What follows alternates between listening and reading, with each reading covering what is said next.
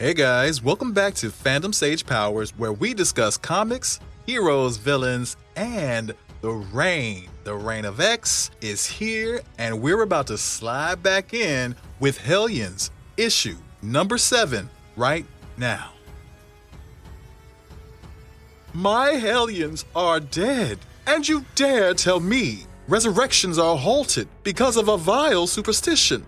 Do not forget how my noble children fell, grasping after the swords of Arakkii, fighting to end Saturnite's bloodbath before it began. Did they succeed? No, not even close. We were ambushed by the evil mutants of Arakkii, who'd been alerted to our presence. Who betrayed us? Don't want to point fingers, but Apocalypse did just buy a house there. No, I'm the only one who finds that weird? Make your point, Clown Tongue. Oh, I was going to honor the names of my murdered teammates, but I can hurry it up if that's too silly for you, Bennett. Continue. Checkmate. Empath, Greycrow, Havok, and Psylocke made it to Krakoa before succumbing to their wounds. But sweet Nanny, Orphan Maker, and Wild Child fell in Arakkii. Only through their loving sacrifice did I make it home myself. But they died in Arakkii, not Otherworld. There's no proof they'll come back scrambled. Please. Wasn't this settled? I thought Professor X is resurrecting them right now. Let him go on a bit longer. I want to see if this crocodile will give us some tears. A truly breathtaking lack of shame.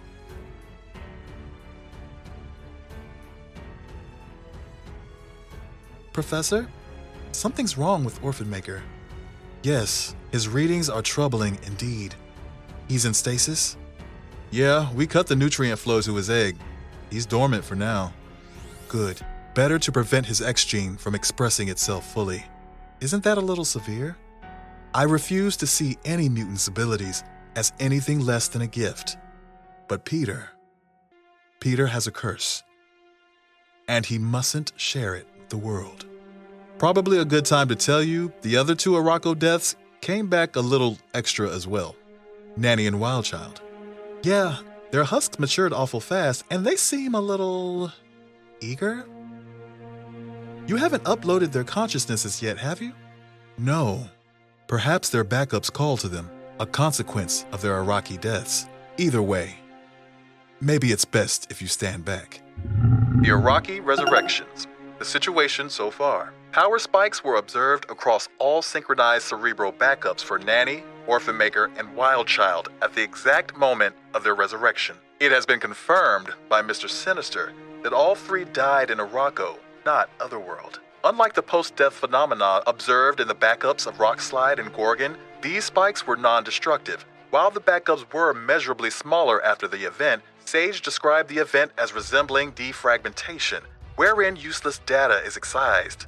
After further study, she thought a better descriptor may be honed. The data had been honed. While the bodies hatched for the Arakkii facilities are genetically identical to their previous selves, upon upload they quickly exhibited hyper-adaptation to an environment closer to Arakkii than Krakoa. Increased muscle mass, sharpened senses, metabolism tuned for a starvation diet. Again, honed. Post-resurrection psyopsies cleared Nanny and Wildchild for reintroduction into Krakoa. Their personalities are intact, but focused. Nanny is more Nanny. Wildchild is more Wildchild. These things read poorly on paper but are clear in person, believe me. Let's call it dumb luck that the home they go to is the Hellions, and not somewhere more delicate. Orphan Maker, however, is a problem. His resurrection came dangerously close to activating his X gene, which I will be very clear cannot happen. We do well to point Nanny's newfound strength of focus towards rectifying this immediately. So Mr. Sinister led his Hellions on a fool's errand to Arakkii. And so what if he happened to be the only survivor? His team obviously sacrificed themselves nobly out of a deep well of respect for and loyalty to their team leader. Even if they can't remember the events surrounding their deaths, they can trust Sinister's word for it, right? Absolutely no ulterior motives or hidden agendas there at all.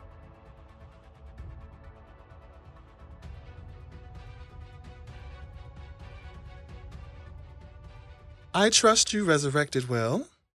Oh, yeah, Everything's where it's supposed to be, except that you're here and not with your team. Yeah, about that. I guess I was wondering if, you'd all proven your point. How so? I know I messed up, Emma. Twice if you count blowing up Sinister's orphanage, although that was why we were there. But I feel fine. Really, I don't belong on a team with a bunch of Alex, dear, this is all for your own good. Your mind. Well, let's not go into that.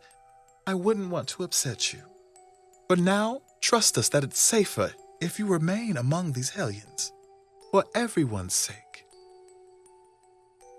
Sinister saying we went down in a blaze of glory so he could get home safe? Takes an unquiet mind to think anyone's buying that. Psylocke, you hearing this? Sinister gave his report. It's not your job to question it. Cool. Thanks for the backup. Well. Look at you two. Death agrees with you. You look good, brother. To me, my Hellions. Kidding, of course. Keep a healthy perimeter. Don't like being touched. I know you probably have questions about what went wrong on our last mission. Unfortunately, I can't say a word until the investigation is complete. What we do know is Nanny and Wildchild came back better than ever. I'll throw you to the floor if there's anyone you'd like to thank. Okay, business it is. Young Peter, the orphan maker, one of our own, can't come back without the armor that protects the world from his vicious little XG. Nanny can't make another suit without her ship, which, yes, is shaped like an egg, but it also has legs? Feels like you were just throwing at the wall there. But moving on, the egg ship was repossessed by the right early last year. Nanny's had a standing request with the council to repatriate said ship, but it was deprioritized as Nanny uses her ship almost exclusively to steal babies. A ghoulish habit, we can all agree. Oop, I should stop hucking rocks from this glass house. Nanny, you wanted to impress the importance of this mission on the team. Peter sits on a wall. His power sleeps while Peter is small. But when Peter grows, the end is certain. He'll destroy the world and pull the curtain. Okay, that's enough. Didn't think she'd rhyme it. My mistake. Who has time for that? For the grown-ups, we need that suit or the world cracks in half. Or something. Should be a tidy little heist. Psyscan suggests the stronghold is unmanned and unprotected, save for automated systems. A perfect job for the Hellions. Any questions? You leading us on this one? Oh, I would love to, as I'm sure you'd love to have me, but as the sole survivor of our last mission, I'm still healing. And in light of the situation, which I must remind you we're not allowed to talk about. Sorry, coming in late. Certainly didn't hear that last part, so I'll just ask. How the hell did you get us all killed, Sinister? Good question. Maybe we settle that now. Love to. You know what? Take my private scramjet. Travel in style. You've earned that. He's hiding something. Watch the door, Havok. In the jet or on your back. Those are your choices. Got it. Safe travels! Don't adjust the AI. I've spent months training him. Have I told you how pretty you are when you're loyal? I want to see her. Now. She certainly has her mother's genes, doesn't she? That's her? Oh yes. Like all those who used Overclock, her mind was downloaded to Apoth. And thanks to you, Apoth is mine. It took me a while to dig through the code, but I found her. That's your daughter, as much as I am me and you are you. Thinking and being in a sea of ones and zeros, and she's safe, as long as I remain in power and reasonably happy. Would you like to hear her talk? No, we have a mission. That you do. Such a responsible mother, always putting your daughter first. Please take care of my ship. Ta-ta now. Be good.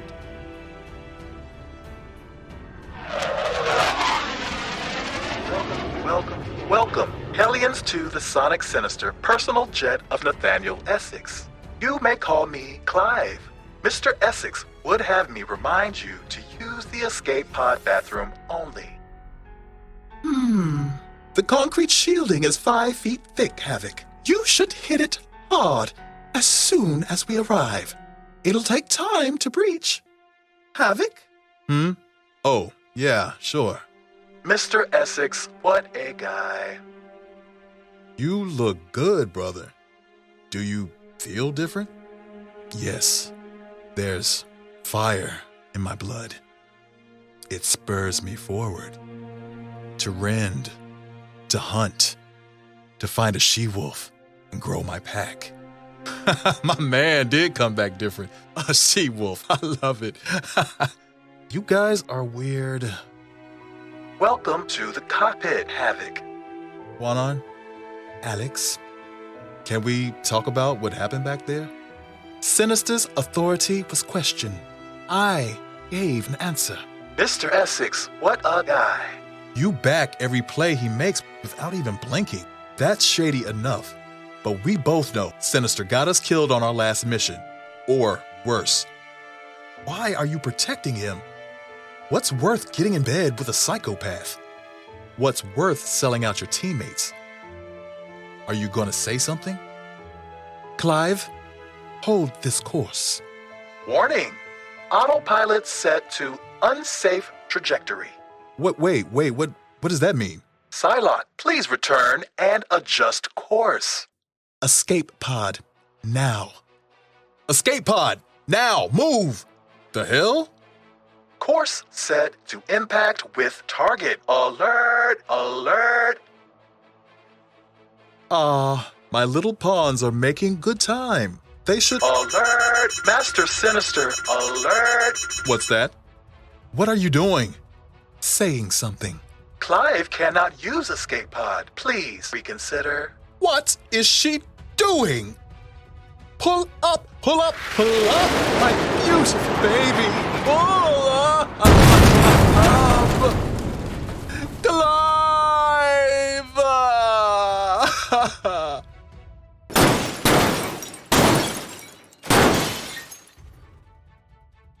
That's just great. Do you think that proves something? She got through the concrete perimeter. That's not the point. Shh. Look. The automated systems. Perimeter breached. Algorithmic stimulation. Mutants detected. Visual stimulation. Xmen. Classification. Sub-team. Ungating algorithmic agitation. Agitated thought. Subhuman swine. Agitated thought. Die mutant scum. That's enough of that. Fan out and too late. The psychos are on it. Abnormal body shape detected. Bleed. Is it just me or is Nanny wrecking that Smiley? It's not you. Get it. No blood. No fun. I'm sorry to disappoint you.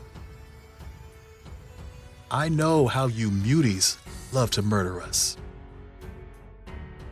The pure human race. Cameron Hodge. This again? Guys, when I tell you I freaking love the Hellions series, it's so much fun to voice over, first of all, and the story is very engaging. I found myself caring about these characters a lot more than some of the other mainstream characters. I really dig in Grey Crow. I just like his whole vibe. I'm also loving the new look for Wild Child and Nanny. They look really dope, actually, so I'm glad they got this look makeover. And of course, Sinister is just doing the most as lying his diamond off. You know damn well he don't care if anybody takes a dirt nap, and he was up in that quiet council trying to do a whole vigil. But he is so performative and hammy and sassy. It's just a lot of fun to do his voice acting, honestly. So I couldn't wait to get to this issue.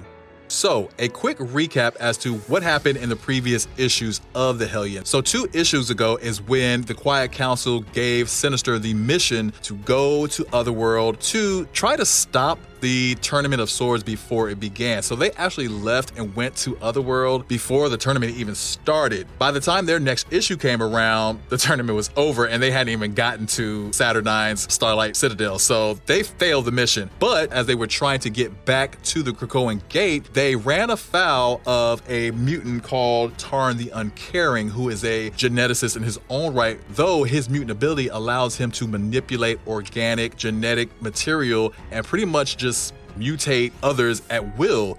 So he and Sinister kind of had like a frenemy kind of friendship right off the bat because they both appreciate the artistry of flesh, you know, all that kind of gross stuff that, you know, Sinister ogles over. This guy is the same, except he actually looked at it more of like a religion too. And he had like his own team of grotesquerie mutants. And instead of trying to lead the Hellions away to safety or do what a leader should do to save his team, lied to Tarn duplicitously to try to get samples of Tarn's genetic materials from a Menth. Basically tried to steal his work. And he set off these little insect drones to go off and collect these samples, but Tarn caught wind of it, and that's how the Hellions got attacked and started getting their asses beat. And they barely made it out of there. And in fact, Orphan Maker and Nanny and Wildchild, all 3 were killed before they could make it through the gate, but they were on Arakkii. So, did that make a difference? It seems like it did, because their resurrection was different from what happened to Rockslide. And if you don't remember, Rockslide was a mutant that was killed while in Otherworld. And when they tried to resurrect him, he just was not the same. He didn't look the same. He didn't have his memories. It was very sad. It was a gut punch. It was very sad because that version, that possibility of Rockslide was gone. Like they could never have it back. It kind of scrambled up all his attributes and physical characteristics and all the possibilities of the multiverse. Kind of did a random spin and they got this version of Rockslide.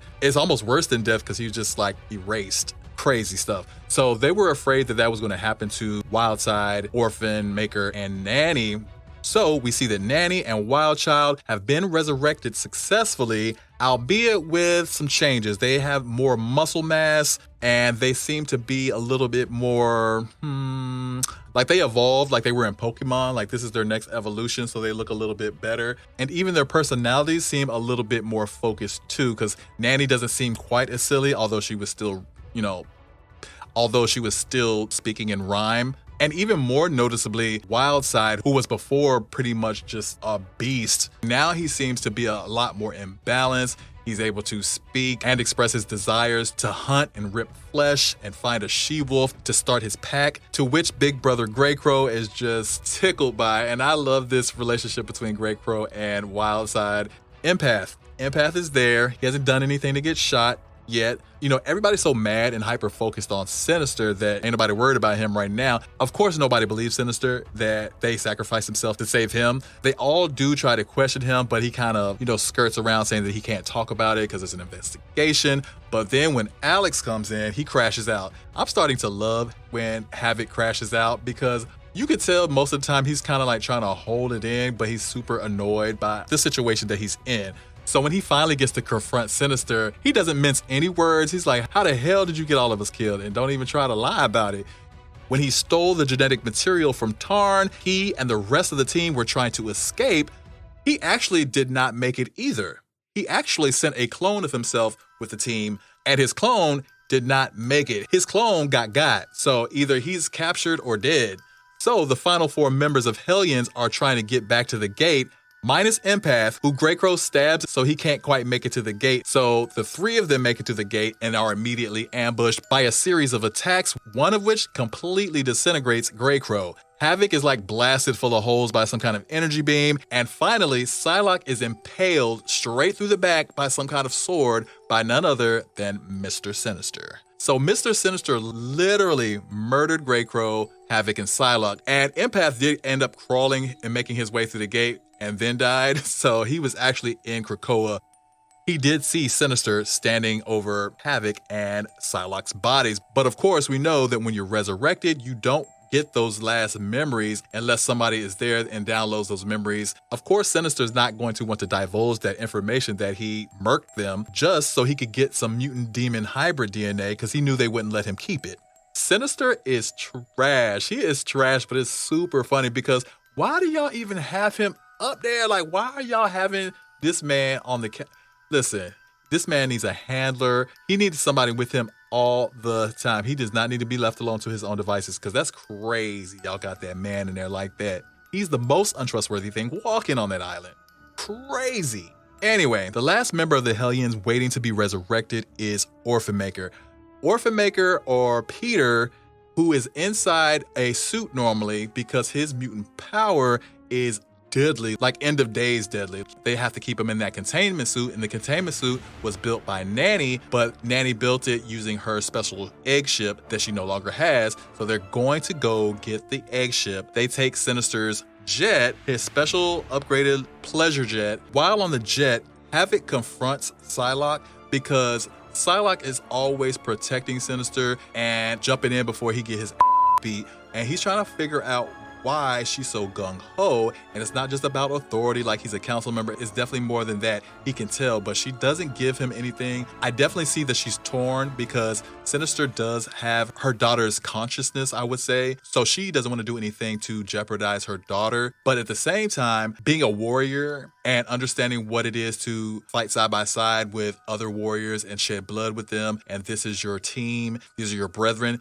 she understands what it is to have loyalty and what it is, what it means. She understands the weight of that. Havok picked the right words to trigger her because it wasn't 10 seconds later she set the autopilot and crashed Sinister's jet into the stronghold, simultaneously breaking through that concrete barrier and completely destroying Sinister's pleasure jet. So it's kind of like a two birds, one stone, a middle finger to Sinister from Psylocke and the Hellions, which was awesome.